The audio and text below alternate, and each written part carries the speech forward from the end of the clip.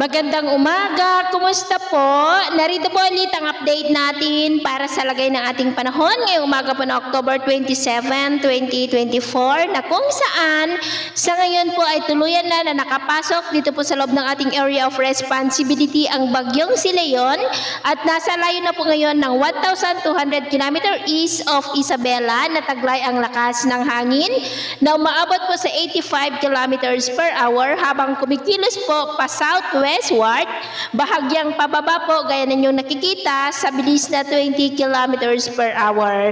At bukas po ng gabi ay posibleng kikilos na yan pa northwestward, pataas habang patuloy na lumalakas at posibleng aabot pa yan into typhoon category at hindi pa rin inaalis ang posibilidad na maging super typhoon yan habang nandito po sa loob ng ating area of responsibility. Base po yan dito si pinapakita ng weather model na patuloy po na kumikilos pa northwestward, nabanta pa rin dito sa Luzon hanggang sa tuluyan po yan na hindi nakakalampas dito po sa hanay ng ating kalupaan. Ang bagyang si Christine naman ay nagbabanta na mag-landfall mamayang hapon dyan sa Vietnam at unti-unti na po yan nahihina hanggang po sa tuluyan na yan na malusaw kahit na mag-recurve ay unti-unti na po yan na mawawala. At ang amihan naman po pagkalampas o pagkatapos ng bagyong si Leon ay malakas na pugso nito ang ating aasahan sa unang linggo po ng Nobyembre. At ito naman ay pinapakita ng forecast model natin po ang ginagamit hanggang po sa susunod na 2 linggo. At sa lagay ng ating panahon, ngayong madaling araw ay may mga pag-uulan dyan sa may La Union, Central Luzon, Metro Manila, Calabarzon, Mimaropa, Kabisayaan, Zamboanga Peninsula, Sulu Archipelago, Northern Mindanao at Surigao del Norte.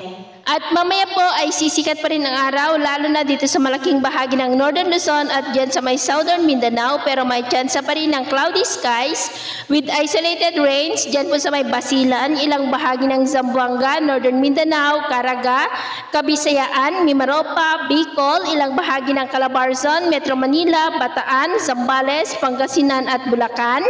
At mamayang hapon, posible pa rin ang mga isolated rains sa ilang bahagi po nating bansa kaya mag-ingat pa rin po tayo sa mga banta pa rin ng mga pagbaha at pagguho ng lupa. At sa atin naman po mga baybayin, iwasan na po muna natin ang papalaot sa kanlurang baybayin ng Luzon dahil ang mga alon dyan ay posibleng aabot hanggang po sa 3 to 5 meters height. Kaya hanggat maaari ay iwasan na po muna natin ang papalaot dyan po sa mga may kulay pula para mas makaiwas sa mga sakunang pangkaragatan. So yun po ang latest update natin sa araw na ito. Ako po muli si James na nagsasabing sakay na ng pagsubok po na darating sa ating buhay, huwag na huwag po tayong mawawalan ng pag-asa. Thank you and God bless.